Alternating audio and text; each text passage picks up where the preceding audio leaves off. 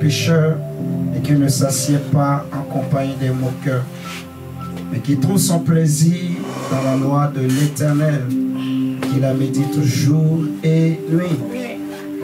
Il est comme un arbre planté près d'un courant d'eau qui donne son fruit en sa saison et dont le feuillage ne se flétrit point.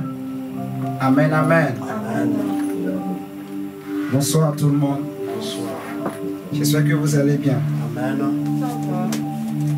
Ah, c'est bien de l'entendre.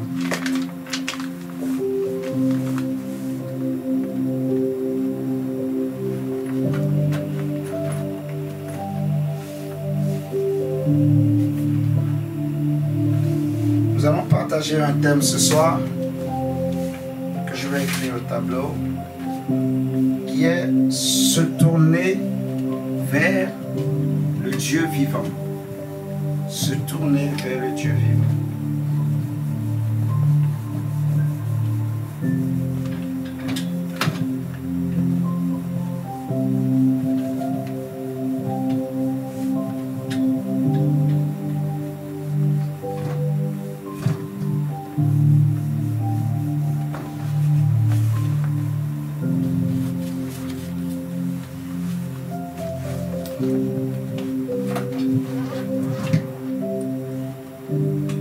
Se tourner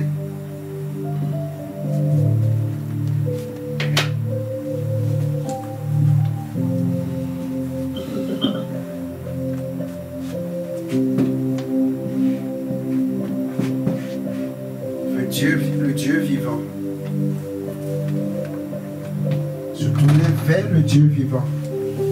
Et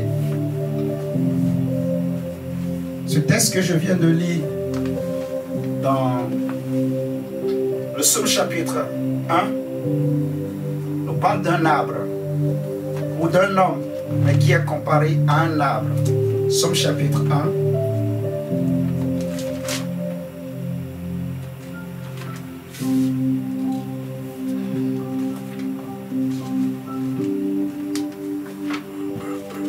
On va lire jusqu'au verset 6. Psaume chapitre 1, verset 1 au verset 6. Et après, nous allons prendre Ézéchiel.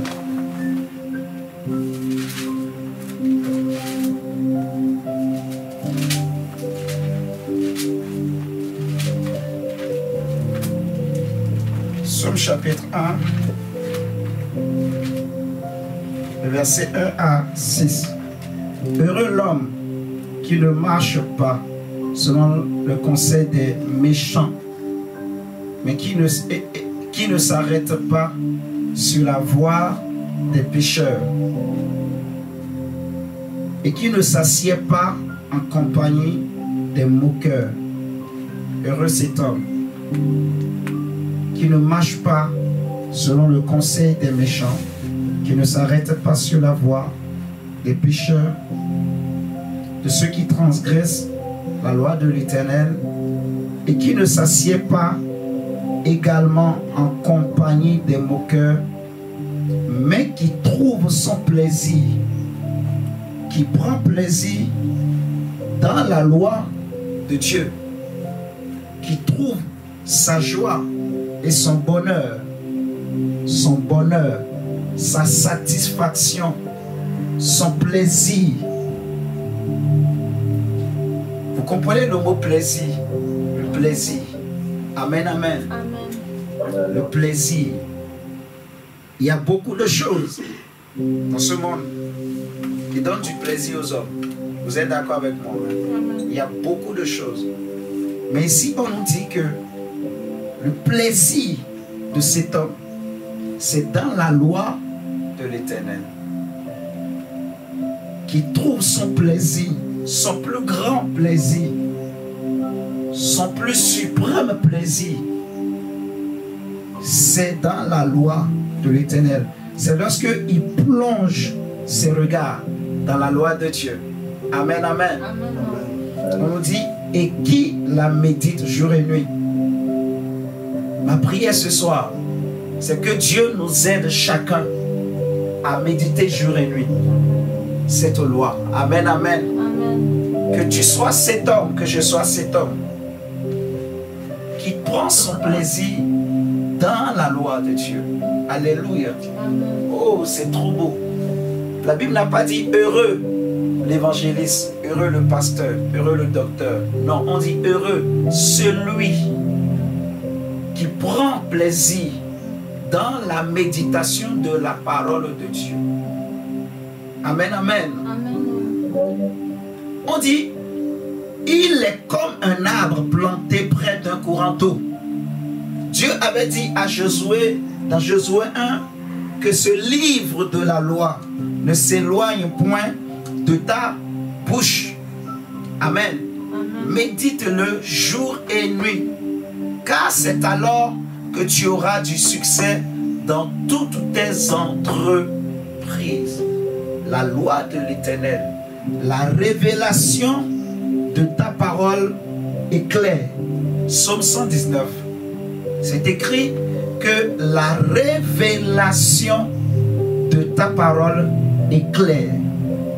Ce qui procure le bonheur, le plaisir, la réussite, le succès, et je dirais par-dessus tout, ce qui procure et qui donne la force, mais une force surnaturelle, la force pour déplacer les montagnes, la force pour braver les obstacles, la force pour traverser des mers et des océans, la force pour traverser des déserts, la force qui fait que même quand je marche par la vallée de l'ombre de la mort, je ne crains aucun mal et je ne peux être touché. Ce qui me procure cette force, c'est la révélation de la loi de l'Éternel. Alléluia. On dit heureux l'homme qui ne marche pas selon le conseil des méchants et qui ne s'arrête pas sur la voie des pécheurs, qui ne s'assied pas en compagnie des moqueurs, mais qui trouve son plaisir. Amen. On dit il est comme un arbre planté près d'un courant d'eau. Il est comme un arbre planté près d'un courant d'eau qui donne son fruit en sa saison et dont le feuillage ne se flétrit point. Si vous remarquez bien, c'est que l'arbre possède des racines qui sont dirigées et orientées vers l'eau. Amen, amen. Vers de l'eau pure, l'eau de la vie. Vous voyez, il est comme un arbre planté près d'un courant d'eau. Le courant d'eau là, c'est l'eau de la vie. C'est l'eau dont la Bible parle dans Apocalypse que l'apôtre Jean a vu et qui sortait du trône de Dieu et de l'agneau de Dieu. C'est l'eau de la vie. Dans Apocalypse, on nous parle de l'arbre de la vie qui plonge ses racines, qui tire ses racines de cette eau-là. Et on nous dit que cet arbre de la vie, cet arbre dont la Bible parle dans Apocalypse, il produit ses fruits chaque mois de l'année. Alléluia. Cela veut dire que c'est un arbre qui ne peut pas connaître la stérilité ni la sécheresse. Il n'y a pas une petite saison ou une mauvaise saison pour cet arbre. Pour cet arbre, il n'y a pas une saison de repos et de production. En tout temps, en toutes circonstances, en toute saison, qu'il pleut ou qu'il ne pleut pas, qu'il neige ou qu'il ne neige pas, cet arbre produit son fruit. Amen, amen. On dit, le feuillage ne se flétrit point. C'est comme l'arbre de l'Apocalypse. Tout ce qu'il fait le réussit. Amen. Il n'en est pas ainsi des méchants. Ils sont comme la paille que le vent dissipe. C'est pourquoi les méchants ne résistent pas au jour du jugement, ni les pécheurs dans l'assemblée des justes. Car l'Éternel connaît la voie des justes, et la voie des pécheurs mène à la ruine. Béni soit l'Éternel pour sa parole. Amen. Nous allons prendre Ézéchiel pour voir quelque chose. Bon, je vais vous raconter l'histoire. Peut-être que vous connaissez déjà. je ne retrouve pas le verset, mais le Saint-Esprit me donne ce texte. En fait, c'est l'histoire de deux aigles. Il y a un aigle qui a planté un arbre, qui l'a arrosé, qui a mis de l'ombre sur cet arbre. Et l'arbre a grandi. Il est devenu un grand arbre, un arbre beau, géant. L'arbre dirigeait ses racines vers cet aigle, ce premier aigle. Mais il y a un autre aigle qui est arrivé. Et l'arbre là va maintenant commencer par diriger ses racines vers ce deuxième aigle. En gros, j'essaie de résumer comme ça pour que vous compreniez. Dans le psaume qu'on vient de lire, on nous dit que celui-là qui trouve son plaisir dans la loi de l'Éternel est comme un arbre planté près d'un courant d'eau. Amen, amen. Il tire ses racines de l'eau de la vie. Il plonge ses racines dans l'eau de la vie. Si jamais cet arbre dirige ses racines vers une autre source d'eau, il va sécher. Vous comprenez ce que je suis en train de dire? Donc le secret de cet arbre, c'est de s'abriter sous les ailes de l'aigle, l'aigle royal, de rester auprès du courant d'eau de la vie. Amen, amen. Et le thème que nous voulons partager, c'est se tourner vers le Dieu vivant.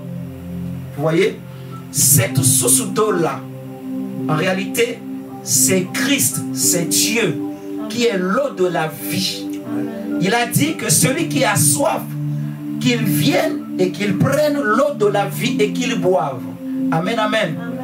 Cet aigle-là, c'est aussi Christ, l'aigle royal.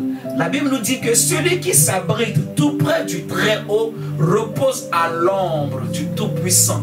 Il déploie ses ailes pour protéger ceux qui viennent à lui, ceux qui se tournent auprès de lui. Amen, amen. Pourquoi nous disons cela? C'est parce que nous sommes dans un temps où, mon frère, ma soeur, il y a plusieurs noms qui s'élèvent. Il y a plusieurs doctrines qui montent de l'enfer, qui montent de la terre. Il y a plusieurs voix qui crient un peu partout. Il y en a qui se proclament Dieu un peu partout. Amen, amen. Depuis que le monde existe, le monde a connu autant de dieux que, je peux dire, d'époques. C'est même grave, plus que ce que je dis. L'univers où le monde a connu tellement de dieux. Les hommes ont créé tellement de dieux. Si tu vas en Afrique, il y a beaucoup de dieux. Si tu vas en Europe, tu viens ici en Europe, tu vas trouver aussi beaucoup de dieux. Tu vas aux États-Unis, tu vas trouver aussi beaucoup de dieux. Dans chaque peuple, tu vas voir, les hommes ont toujours cette notion-là de la spiritualité, de se tourner vers un Dieu. Amen, amen. Et nous voulons soulever un point important. C'est que l'homme, pour trouver le plaisir, pour trouver le bonheur, pour être heureux, il a compris dans son subconscient, sa conscience, que je dois me tourner vers un Dieu. Il y a un Dieu qui tient le monde. Amen. Il y a un Dieu qui contrôle la mer. Amen. Il y a un Dieu qui contrôle le vent, qui contrôle l'air. Il y a un Dieu qui contrôle les récoltes et les saisons. Les hommes ont compris, depuis que l'univers et le monde a été créé, les hommes ont observé la nature. Il y a quelqu'un qui contrôle la pluie, qui peut bloquer le ciel et la pluie ne tombera pas. Il y a quelqu'un qui est capable de faire en sorte que le soleil ne se lève plus. Les hommes ont compris. Alléluia.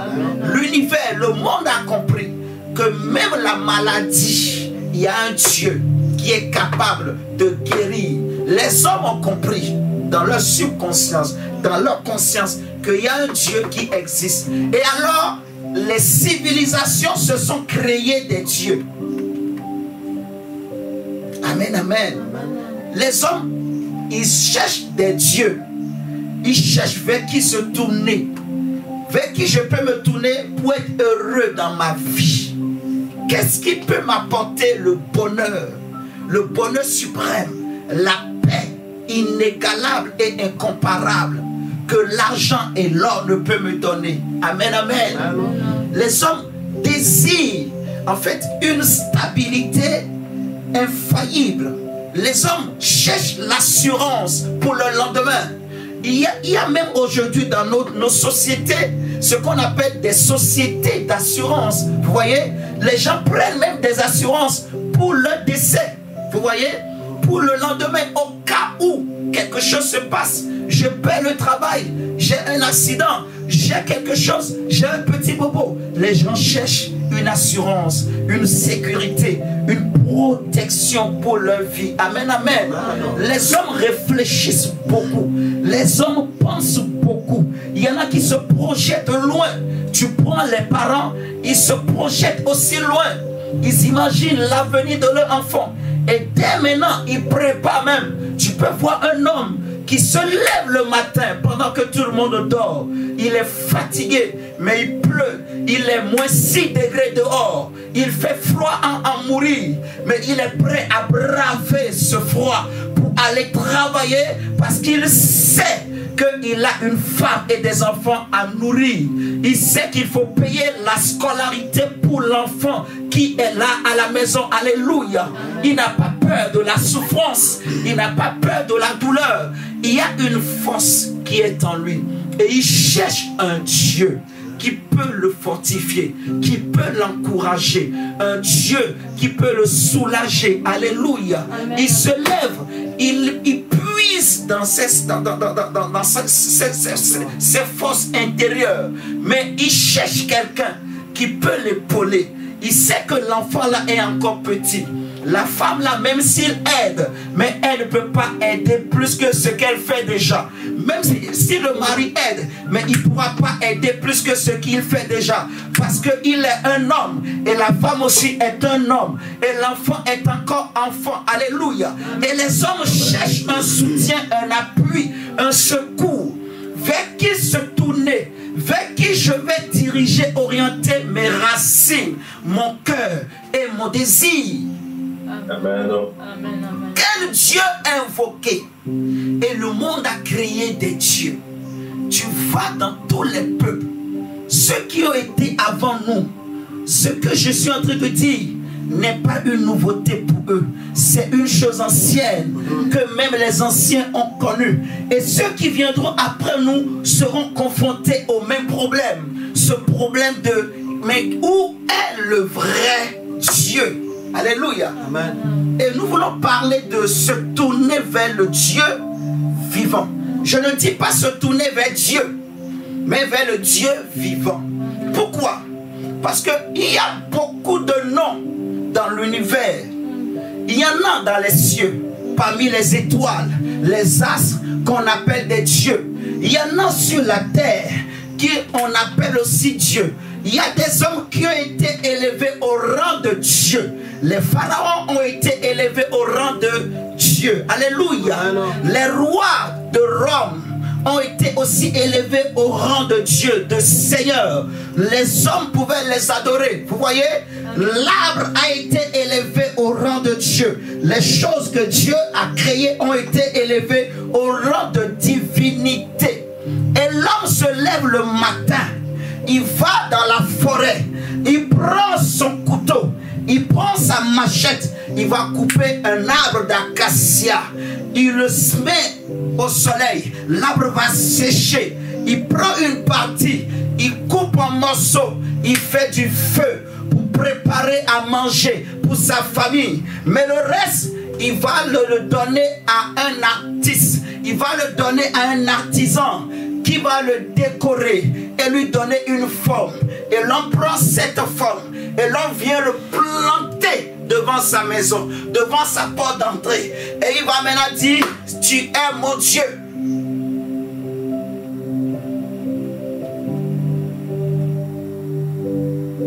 Et il commence par adorer cette chose. Mais remarquez, cette chose-là, qui l'a fabriquée? C'est l'homme. Qui l'a mis là? C'est l'homme. Qui lui parle? C'est l'homme. Mais est-ce que cette chose-là peut parler?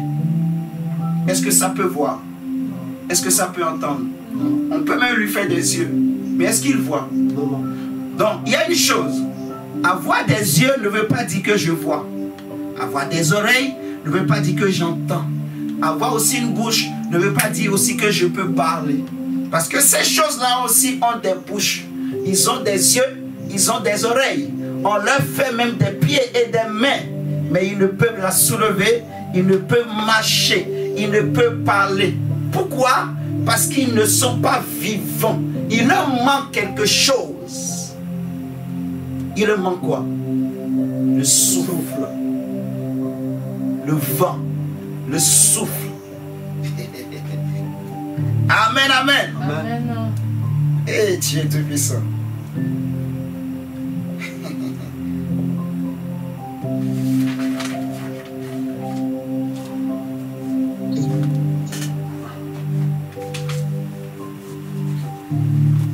Prenons Jérémie 10. Jérémie 10.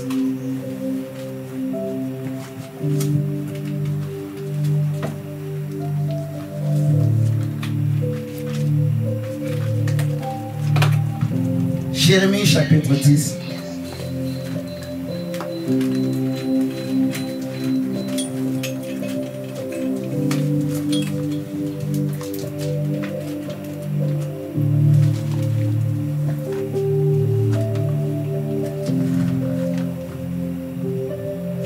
Jérémie chapitre 10. Verset 1 au verset 15.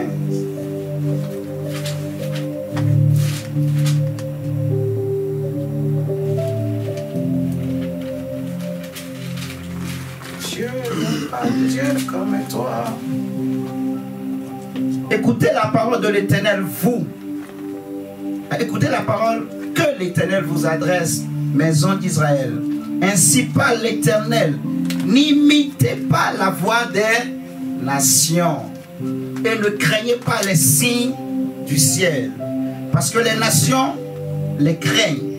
Car les coutumes des peuples ne sont que vanité. Ce que les hommes craignent, ce que le monde craint, ce qui fait peur et qui fait trembler les hommes. Depuis que le monde a été créé, il y a une chose que tous les hommes ont craint et craignent, qu'on appelle la mort. Est-ce que vous êtes là avec moi ce soir? La Bible dit, ne craignez pas ce que les peuples ou les nations craignent. Ne craignez pas ce qu'ils craignent. N'ayez pas peur de ce qui les font peur, ce qui les fait trembler, ce qui les donne des soucis, des frissons, des inquiétudes.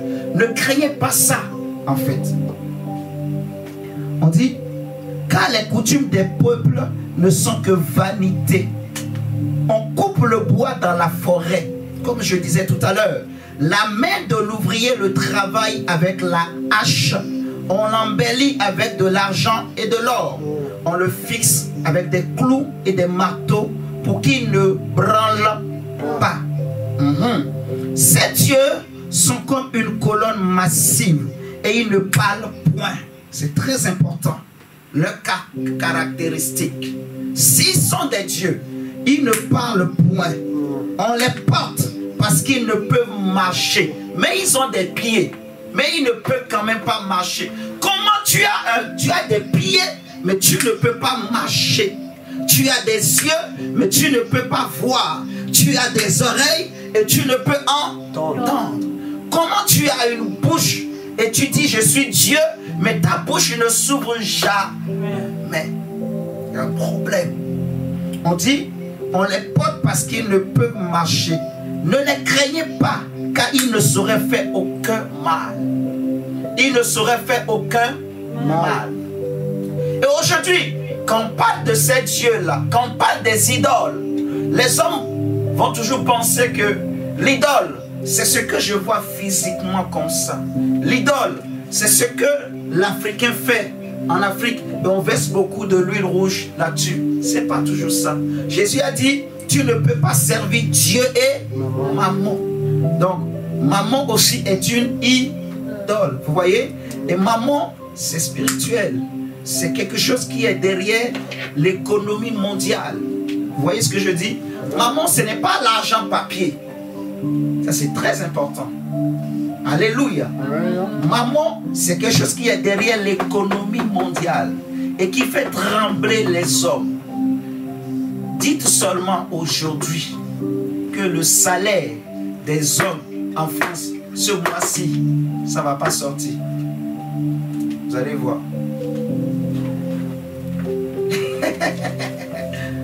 Vous saurez c'est quoi être français. Vous dites seulement que les magasins, pendant une semaine, tous les magasins seront fermés. Et vous allez voir. La panique partout. C'est une parenthèse. On dit, ils sont incapables de faire du bien. Ne les craignez pas car ils ne sauraient faire aucun mal et ils sont incapables de faire du bien. Nul n'est semblable à toi, ô Éternel. Tu es grand et ton nom est grand par ta puissance. Qui ne te craindrait, roi des nations? C'est à toi que la crainte est due. Car parmi tous les sages des nations et dans tout leur royaume, nul n'est semblable à toi. Tous ensemble, ils sont stupides et insensés. Leur science n'est que vanité, c'est du bois. On apporte de Tarsis des lames d'argent et du faste de l'or. L'ouvrier et la main de l'orfèvre les mettent en œuvre. Les vêtements de ces dieux sont d'étoffes teintes en bleu et en pourpre. Tous sont l'ouvrage d'habiles artisans. Mais l'Éternel est Dieu en vérité. Amen. Amen. Il est un Dieu comment? Vivant.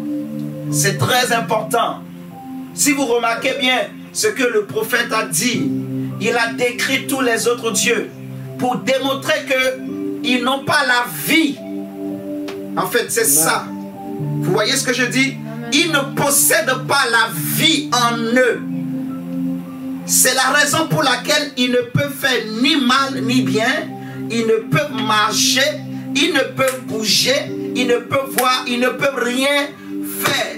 Parce que ce n'est que l'ouvrage de l'homme, d'habiles artisans. Ils n'ont pas le souffle, ils n'ont pas un souffle, ils n'ont pas la vie en eux. Ce sont des dieux morts. Alléluia. Amen, amen. Amen. Le prophète dit que mais l'Éternel est Dieu en vérité. Pour dire qu'il est le vrai Dieu, l'Éternel.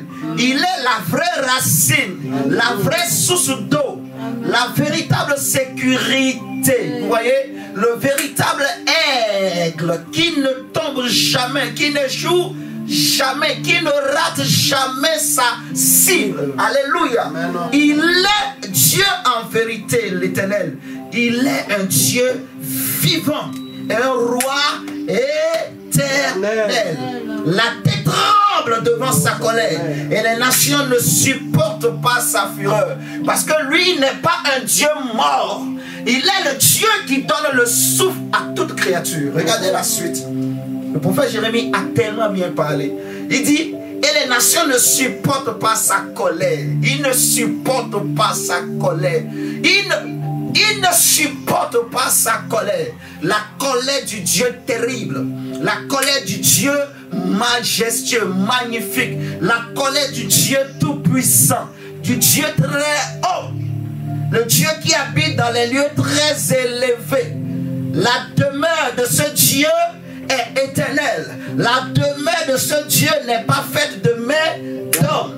Alléluia. Il n'est pas servi par des mains humaines. Personne ne sait quand il a été créé ou quand il est né. Il n'a pas été créé, il existe par lui-même. D'éternité en éternité et d'âge en âge, de génération en génération, avant que toute chose soit créée, il était et il est et il sera. Tout passera. Disparaîtra, même les cieux passeront, la terre passera, alléluia, les problèmes passeront, mais lui il est et il sera, il restera d'éternité en éternité et génération. Les temps changeront, mais il ne change pas. Même s'il y a le déluge, mais son trône ne peut pas être ébranlé. Il est élevé. Il est tellement élevé que rien ne peut l'atteindre. Aucun problème, aucune difficulté, aucun malheur ne peut arriver là où il est. Il est El Elyon et El Shaddai. Même Satan lui-même ne peut se comparer à lui. Même les démons. Oh mon Dieu! On dit, vous leur parlerez ainsi. Les dieux qui n'ont point fait les cieux et la terre disparaîtront de la terre et de dessous les cieux. Il a créé la terre par sa puissance. Il a fondé le monde par sa sagesse. Et il a étendu les cieux par son intelligence. À sa voix, les eaux mugissent dans les cieux. Il fait monter les nuages des extrémités de la terre. Il produit les éclairs et la pluie. Il tire le vent de ses trésors. Tout homme devient comment? Stupide par sa science. Tout orfèvre est honteux de son image taillée. Car ses idoles ne sont que mensonges. Il n'y a point en elle quoi? De souffle. Il n'y a point en elle quoi? De souffle. Hey! Il n'y a point en elle quoi? De souffle. Hey! Il n'y a point en elle quoi? De souffle. Hey! La Bible dit il n'y a point en elle de souffle. C'est ça la différence entre tous les dieux. C'est pour cela qu'on dit que notre Dieu, il n'est pas seulement Dieu, mais il est le Dieu vivant. Les Anglais disent the living God. The living God. Le Dieu vivant. C'est-à-dire le Dieu qui possède la vie. Le Dieu qui donne le souffle de vie à toute créature. Le Dieu de qui vient toute chose. Le Dieu qui est à la base et à la racine et l'auteur de toutes choses. Alléluia. Le Dieu qui était au commencement de toutes choses. Le Dieu qui n'a point été créé. Il est le chef. Il n'a pas voulu être chef, mais il est chef naturellement. Il est chef avant que toute chose soit créée. Quand les chefs s'élèvent, ils rencontrent un autre chef et eux tous tombent. La Bible dit, tout ce qui est élevé aux yeux des hommes est une abomination devant celui qui est élevé dans les cieux. Aucune gloire sur cette terre ne peut être appelée gloire devant lui. Aucune élévation sur cette terre ne peut être appelée élévation devant lui. Parce que tout ce que les hommes appellent gloire, toutes ces choses derrière lesquelles les hommes courent sont vanité, poussière, nullité devant lui. Parce que sa gloire n'a pas de comparable. Alléluia. Sa beauté, sa majesté, sa puissance, son autorité, sa souveraineté, sa science, son intelligence et sa sagesse n'a point de comparable. Il est le Dieu vivant. Amen. Amen, amen. Il n'y a pas en elle de souffle. Elles sont une chose de néant, une œuvre de tromperie. Elles périront quand viendra le châtiment. Eh oui, vous voyez, notre Dieu, c'est celui vers qui il faut se tourner, se tourner et le chercher. Comprendre que il y a beaucoup de choses sur cette terre qui font trembler les hommes, derrière lesquels les hommes courent. Les hommes s'inquiètent pour le lendemain, pour plusieurs soucis, pour ceci et cela. Les hommes se battent pour ceci et cela. Les hommes s'entretuent pour des héritages, pour des maisons, pour des voitures. Les hommes se font la guerre pour les femmes, pour un mari. Les hommes meurent. Les jeunes aujourd'hui s'empoisonnent. Il y a beaucoup de choses qui se passent. Alléluia. Tellement mis en colère. Alors je l'empoisonne. Alors je lui fais un guet-apens. Et on va le tuer. Il va mourir bêtement. Les gens sont animés par des choses, des désirs, des soifs. Ils sont assoiffés. Des choses qui ne donnent pas la vie et qui ne possèdent pas la vie. Alléluia. Amen, amen. Les gens sont assoiffés, ils ont soif, mais non pas de Dieu. non pas de lumière, non pas de la gloire de Dieu, non pas de la vie. Jésus dit aux Juifs, je suis venu au nom de mon Père, mais vous ne me recevez pas. Si quelqu'un d'autre vient en son propre nom, vous le recevrez. Vous qui cherchez, non pas la gloire qui vient de Dieu, mais la gloire qui vient des hommes. Vous voulez être glorifiés les uns les autres. Vous voulez vous applaudir les uns les autres. Vous voulez que les hommes vous appellent chef. Vous voulez que les hommes vous appellent héros. Vous voulez que les hommes vous appellent patron. Vous voulez que les hommes vous acclament. Vous voulez que les hommes vous élèvent. Que les hommes vous donnent des éloges. Que les hommes disent que lui, il a réussi. Que les hommes disent que elle a réussi. Alléluia. Mais je veux dire à quelqu'un ce soir, si les hommes disent que tu as réussi, mais que devant Dieu, tu n'as rien fait, alors tu n'as pas réussi. Alléluia. Amen. Tout ce qui est élevé aux yeux des hommes est une abomination devant Dieu. Je préfère l'approbation de Dieu que l'approbation des hommes. Alléluia. Amen. Qui je dois craindre? Devant qui je dois trembler? Jésus l'a dit. Ne craignez pas ceux qui peuvent tuer la chair, mais qui ne peuvent pas toucher à l'âme, qui ne peuvent pas envoyer l'âme dans la chair. Ne les craignez pas. Ne craignez même pas ceux qui peuvent vous menacer. Se tourner vers le Dieu vivant, the living God. J'aime beaucoup le dire en anglais. Ça me réveille. The living God. The living God. Le Dieu vivant. Le Dieu de la vie. Le Dieu de vie. Le Dieu qui possède la vie. Il possède, en fait, il est la vie. Ce qui fait qu'il est Dieu, ce n'est pas à cause du nom. Parce que le mot Dieu est un titre. C'est un titre générique. Même toi-même, les gens peuvent t'appeler Dieu. Il suffit que tu fasses quelque chose d'extraordinaire, que le monde n'a jamais vu. On va t'appeler Dieu. Regardez ce qui est arrivé à l'apôtre Pierre, à l'apôtre Paul et Silas. Prenons Actes des Apôtres.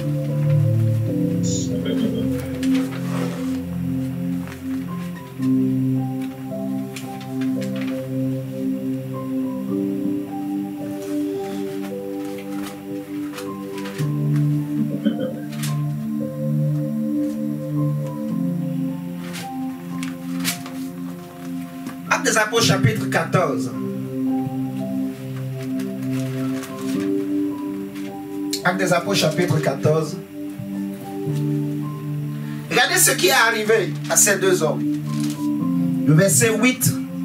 On dit à Lystre se tenait assis un homme impotent, des pieds boiteux de naissance et qui n'avait jamais fait comment? Jamais marché.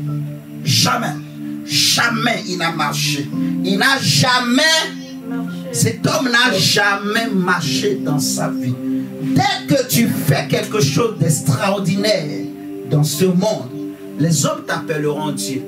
Les hommes risquent de venir te prendre et te poser là et te dire, viens, deviens notre chef. Ils ont voulu le faire avec Jésus.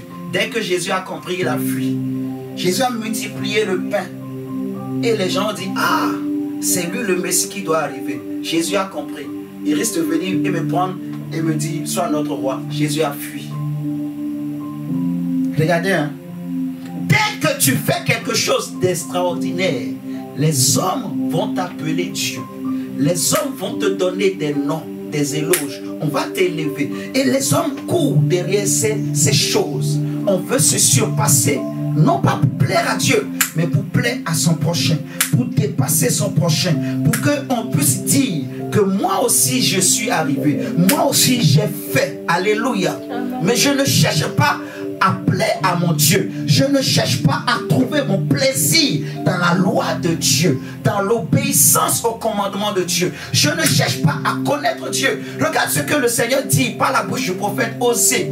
Il dit, mon peuple périt non pas parce que le diable est fort, non pas parce que le diable est puissant, non pas parce que les démons sont forts, non pas parce qu'il y a les sorciers. Il dit, même mon peuple périt parce qu'il lui manque une chose.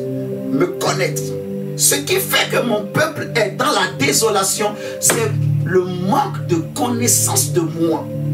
Mon peuple ne prend pas plaisir dans la loi de l'Éternel. Mon peuple ne cherche pas à me connaître.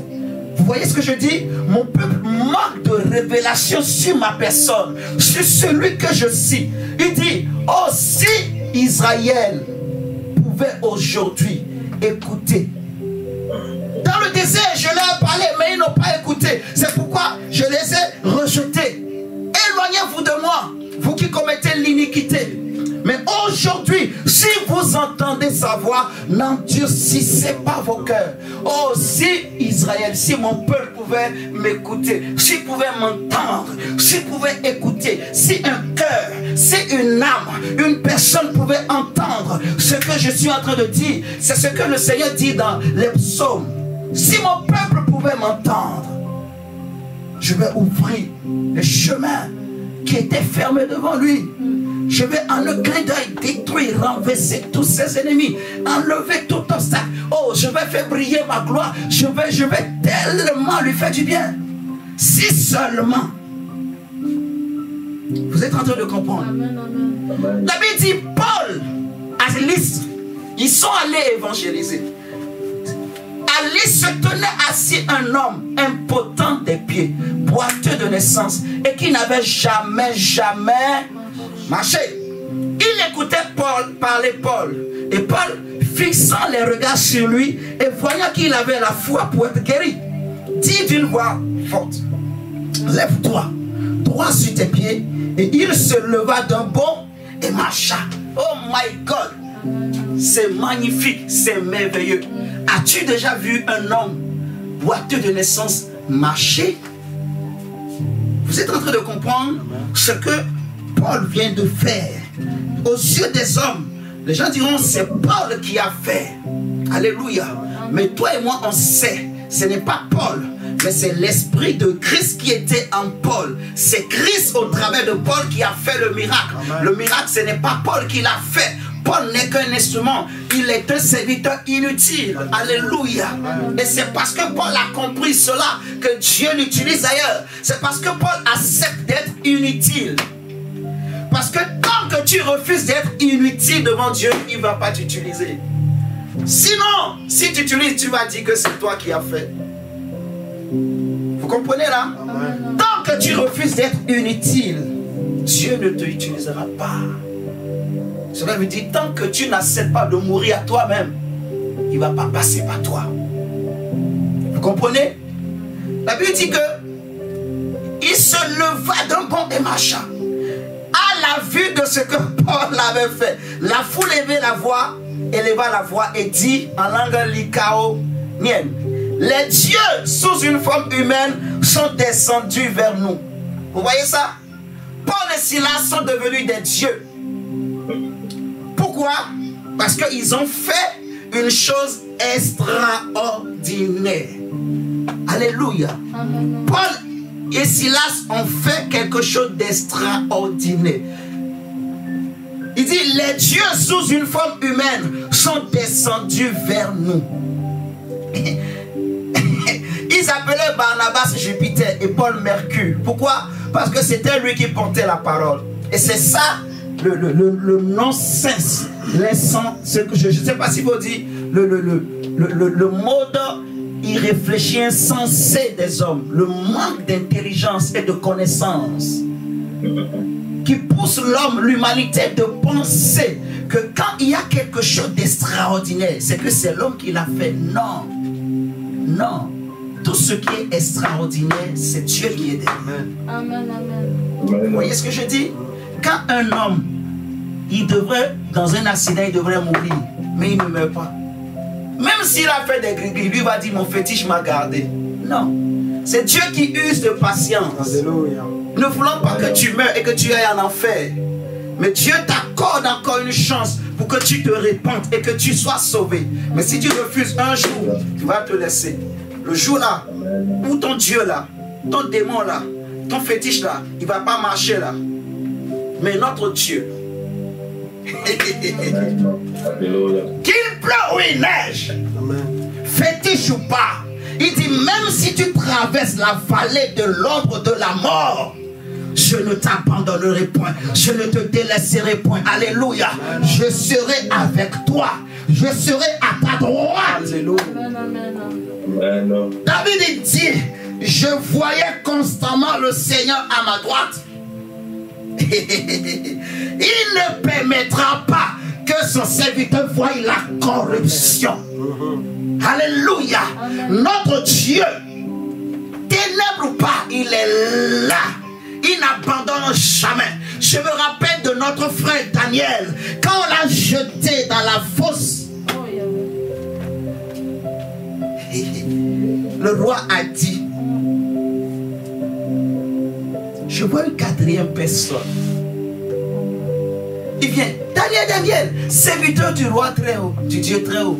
Tu es là? Daniel dit, oui, je suis là, ô roi. Alléluia. Amen. Mon Dieu a envoyé son ange et il met la gueule des lions parce qu'il s'appelle le lion de la tribu de Juda. Nabucodonosor a appris une leçon.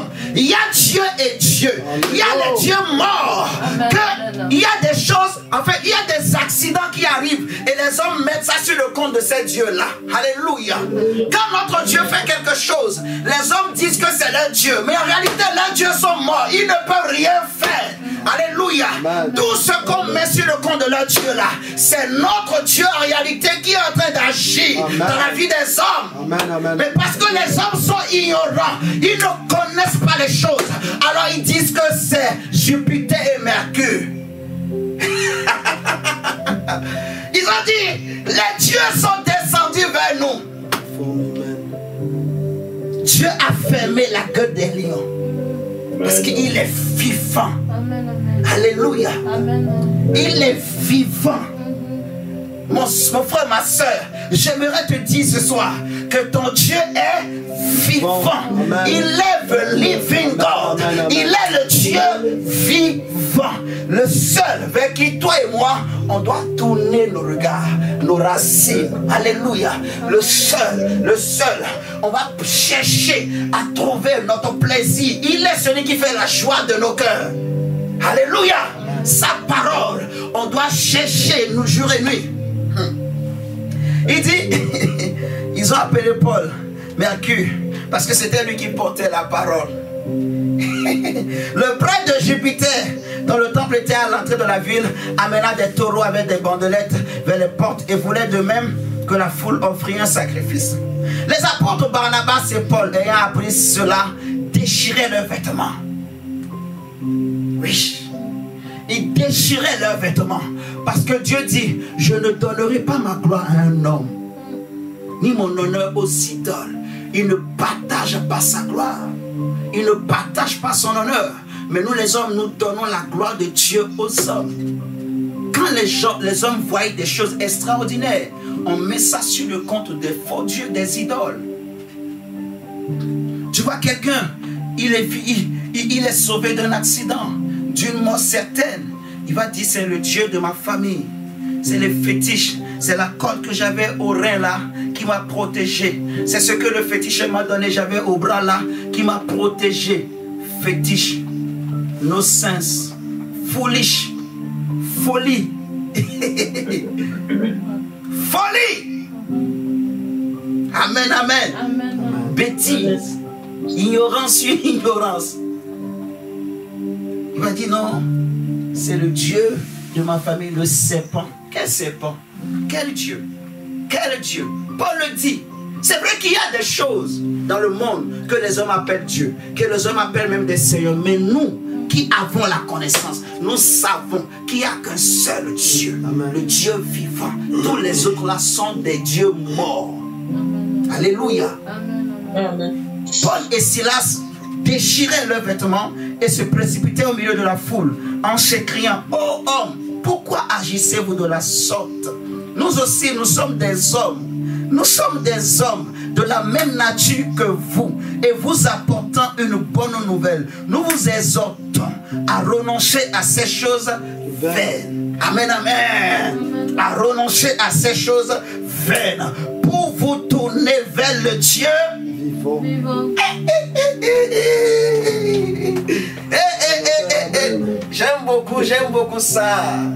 Ce soir, mon frère, ma soeur, que tu comprennes la différence entre ton Dieu et les autres dieux. Alléluia.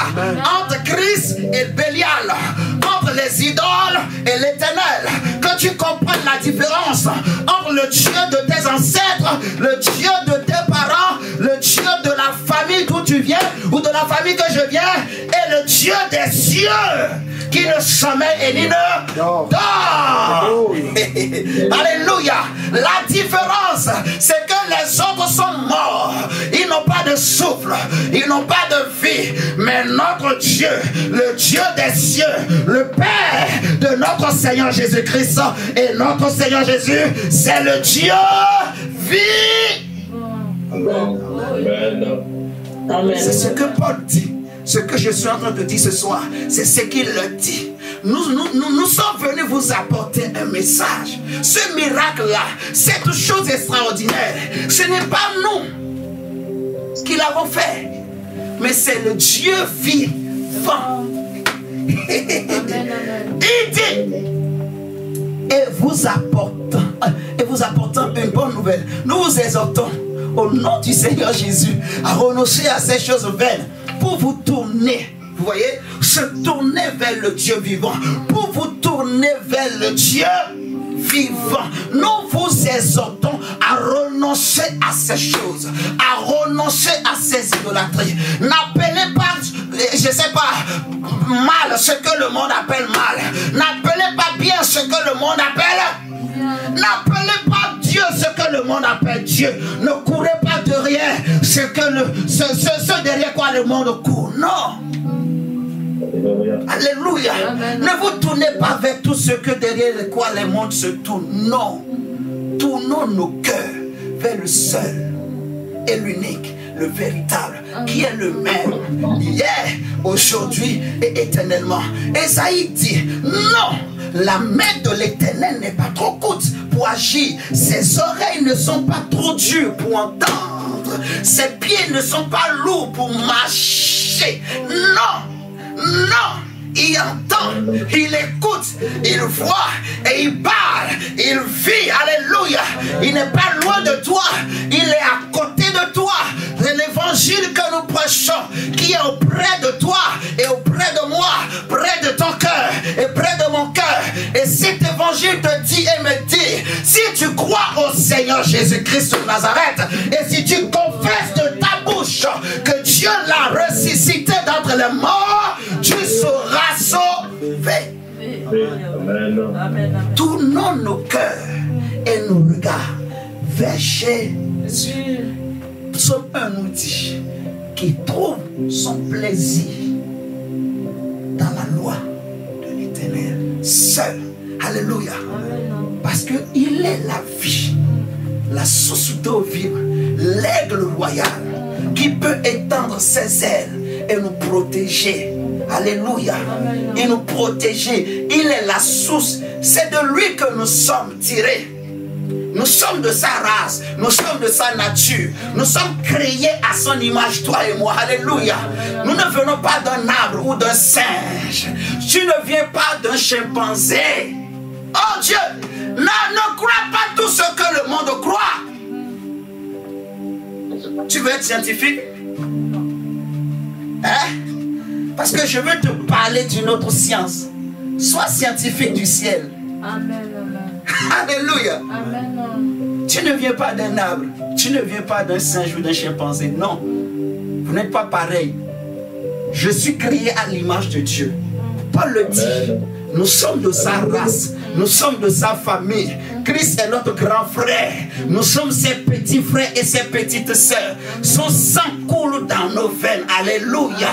À tous ceux qui l'ont reçu, à ceux qui ont cru en lui, il a donné le pouvoir de devenir enfants de Dieu, lesquels sont nés ni de la chair, ni du sang, mais de la volonté de Dieu, alléluia, ceux qui ont tourné leur cœur vers l'Éternel, ils rayonnent plus que le soleil, ils brillent plus que le soleil, ils brillent plus que les étoiles, ils brillent. Alléluia. Il dit, pour vous tourner vers le Dieu vivant qui a fait le ciel, la terre, la mer et tout ce qui s'y trouve. Voyez la différence? Quand tu fais quelque chose d'extraordinaire, les hommes vont t'appeler Dieu, les hommes vont t'élever, et nous, les hommes aussi, nous courons derrière ces choses. Et toi-même, tu deviendras une idole. Donc on passe d'idole. Donc il y a des idoles qui deviennent idolâtres, des idolâtres qui deviennent idoles, et c'est comme ça, ça continue. C'est un cercle fermé. Alléluia. Mais il y a un seul en qui je dois prendre plaisir. Ce n'est pas dans mon pasteur, c'est en Christ, en sa révélation. C'est ce que je dois chercher. Amen. Amen. Il n'y a pas de Dieu en dehors de lui. Il est le seul. Il est l'unique. Il est le véritable. Il est le number one. Le magnifique. Alléluia. Il est le seul, le seul, le seul. Hey! Il dit, tournons nos regards vers l'Éternel qui a fait les cieux et la terre. On a pris le prophète Élie en un temps de douleur, de souffrance, de malheur sur la terre. La terre souffrait. Le monde avait tourné ses racines vers les faux dieux à l'époque du prophète Élie. Tout Israël avait tourné le dos au vrai Dieu. Il n'y avait que quelques personnes, quelques restes qui s'étaient restés attachés au véritable Dieu. Mais ces restes-là vivaient dans la peur. Et je veux dire à quelqu'un ce soir, tu n'as plus besoin de vivre dans la peur. Parce que tu n'as pas tué quelqu'un. Tu n'as pas péché contre quelqu'un. Alléluia. Je répète, tu n'as pas besoin de vivre dans la peur.